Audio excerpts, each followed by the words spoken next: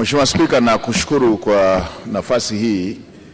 Ni kweli serikali ilibadilisha utaratibu na kupeleka utaratibu wa majaribio katika baadhi ya majiji na halmashauri, fedha hizi za mikopo kuanza kutolewa kwa utaratibu wa kupitia benki, na baadhi ya halmashauri ziliendelea na utaratibu ule wa awali.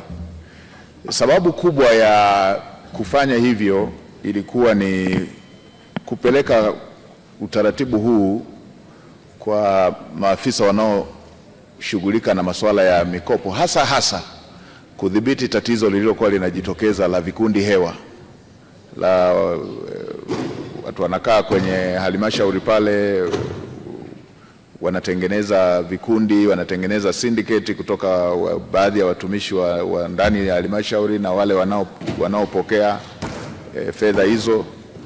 Kimsingi watumishi wasio waaminifu na wenyewe wanakuwa sehemu ya vikundi. Wamezitanguliza kule kwenye kikundi na yeye anakuepo kule kwenye.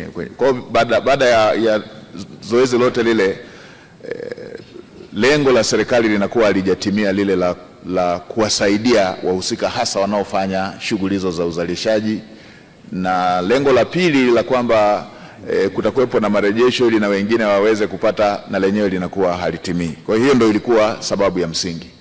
Sasa baada ya kupeleka kwa majaribio kwenye maeneo haya ya mabenki, nimesikia Mheshimiwa Mbunge ulichokisema, na nilipata fursa ya kukaa na wafanyabiashara hizi ndogo ndogo, wa machinga, nilikaa na bodaboda, nilikaa na bajaji, nilikaa na mamalishe. Moja ya mambo walioelezea yalikuwa yanafanana na hayo ambayo Mheshimiwa Mbunge umeyasema, na maelekezo niliyoyatoa ambayo ndio dira iliyotolewa na Mheshimiwa Rais ni kwenda kwenye uhalisia. Machinga hawezi kuwa na hati ya nyumba. Ukimwambia alete hati ya nyumba ndio apate mkopo, ni dhahiri hata kuwa na hiyo hati ya nyumba. Na maeneo mengine walielezea kwamba wanatakiwa watoe dhamana, barua ya udhamini wa watumishi walioko serikalini. Na yenyewe machinga, mabodaboda, ukimwambia anze kuhangaika kutafuta mtumishi aliyeko serikalini ya mdhamini, na lenyewe ni tatizo lingine. Kwa maelekezo nilitoa, waondoe hayo masharti yanayokwamisha walengwa hawa kuweza kupata manufaa ya fedha hizo ambazo Mheshimiwa Rais amekusudia ziweze kuwafikia. Tulikubaliana na mabenki walikuwepo pale kwamba hayo masharti ya hati ya nyumba, hayo masharti ya barua ya udhamini kwa wale ambao wanatambulika hayatakuwepo. Labda Mheshimiwa Spika, nitumie tu bunge lako tukufu kuweka wazi eneo moja.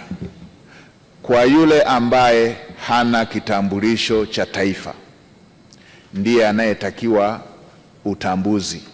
Wale ndio ambao wamekuwa wakitakiwa watoe barua ambayo at least mtambulishe kwamba yeye ni Mtanzania. Mheshimiwa Spika, mimi nakumbuka kuna watu tumesoma wote sekondari, tukiwa tunapanga wote, tunagombania chakula hapo na mapoti na masahani. Tumeenda chuo pale tunapanga foleni.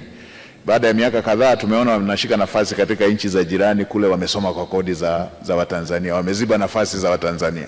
Kwa hata huku kwenye mikopo na kwenyewe, waheshimiwa wabunge, ni waombe mridhie utaratibu wa kupekua kwamba apate Mtanzania, wenyewe ule uendelee. Lakini kwa wale ambao wana vitambulisho vya taifa hawataulizwa hati wala hawataulizwa barua ya mtumishi yeyote anayetoka serikalini.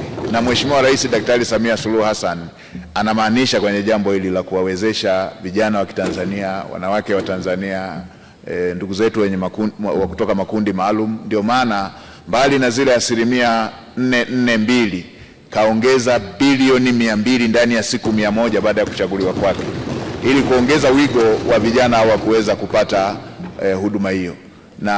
Na tayari ameshatoa maelekezo pia katika bajeti hii inayoandaliwa, itafuta utaratibu wa kuiongeza 5% nyingine ya kujenga miundombinu ya kufanyia watakakofanyia biashara hizo, kujenga miundombinu ikiwemo masoko nadhifu yenye hadhi ya utu, kina mama na vijana waweze kufanyia biashara katika maeneo ambayo ni nadhifu. Kwa hiyo hili na lenyewe serikali tunaendelea kujiandaa nalo, na 5% hii itatumika hata katika baadhi ya maeneo ambako aidha wa machinga ama wengine wenye kina mamalisha ama wengine ambao wanakosa maeneo ya kufanyia biashara, yatatumika hata kutoa fidia ili machinga wafanyie biashara katika eneo ambalo watapata wateja, mamalisha wafanyie biashara katika eneo ambalo watapata wateja.